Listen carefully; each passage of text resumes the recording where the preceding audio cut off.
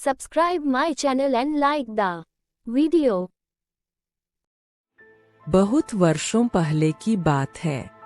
मोहनपुरा गांव एक प्रसिद्ध गांव था।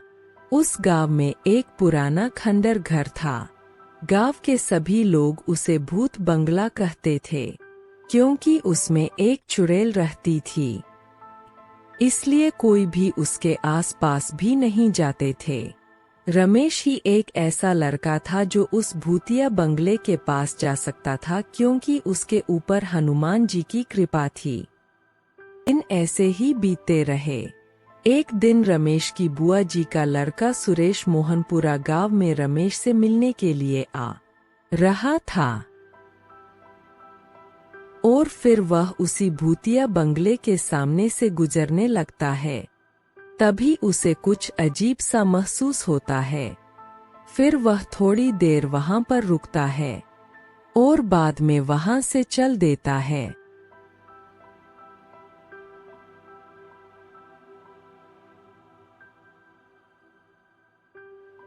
कुछ देर बाद वह रमेश के पास पहुंच जाता है।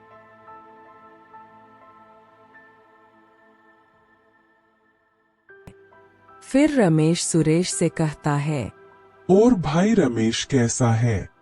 रास्ते में कोई तकलीफ तो नहीं हुई? अरे भाई मैं ठीक हूँ, तकलीफ तो नहीं हुई, बल्कि उस खंडर के पास आते ही मुझे कुछ अजीब सा लगा। ऐसा वहाँ पर क्या है? रमेश सुरेश को उस भूतिया बंगले के बारे में कुछ नहीं बताता है और कहता है, चल ठीक है, हम दोनों वहां चलकर देखते हैं। और फिर दोनों उस भूतिया बंगले की तरफ चल पड़ते हैं। वैसे तो रमेश के ऊपर हनुमान जी की कृपा थी, और कुछ देर बाद रमेश और सुरेश भूतिया बंगले के पास पहुंच जाते हैं। फिर रमेश सुरेश से कहता है,